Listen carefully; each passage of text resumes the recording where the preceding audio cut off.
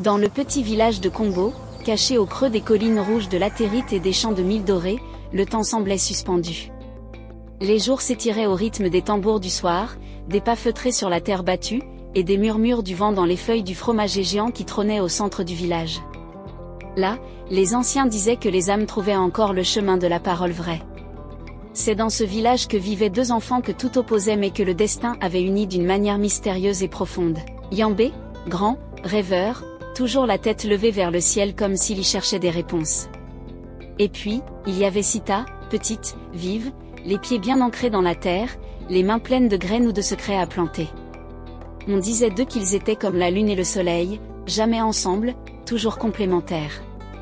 Yambé parlait peu, mais quand il ouvrait la bouche, ses paroles avaient la profondeur d'un puits ancien. Sita, elle, ne cessait de raconter, de rire, de toucher les choses et les gens avec une vivacité joyeuse. Et pourtant, depuis leur rencontre au bord de la rivière un matin de saison sèche, ils étaient devenus inséparables.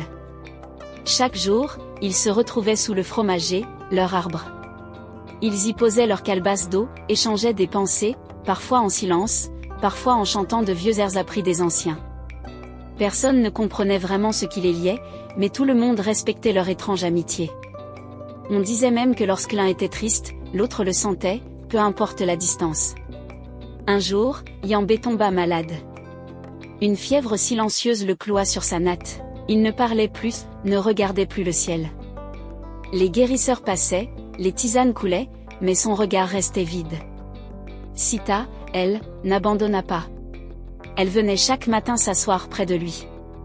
Elle lui parlait de la rivière, du chant des oiseaux, des couleurs du ciel au crépuscule. Puis, chaque soir, elle repartait, laissant à côté de lui une calebasse d'eau fraîche avec une perle bleue au fond. Les jours passèrent, et le village commença à murmurer, « Il est perdu ». Mais Sita tenait bon. Un matin, alors que le soleil se levait doucement, Yambé ouvrit enfin les yeux. Il tourna lentement la tête, vit la calebasse posée là, vit la perle bleue au fond, et pleura. Longtemps. Silencieusement. Puis, il murmura, « Elle a su me garder vivant ». Sita, qui était revenue tôt ce jour-là, sourit, les larmes aux yeux. Elle n'avait jamais été aussi belle pour Yambé.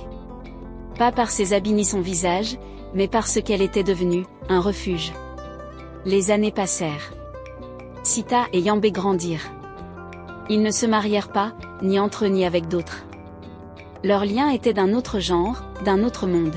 Ils furent, pour toujours, les gardiens du fromager, les témoins vivants de ce que signifie être tout unique pour l'autre, dans cette amitié rare qui ne demande rien mais donne tout.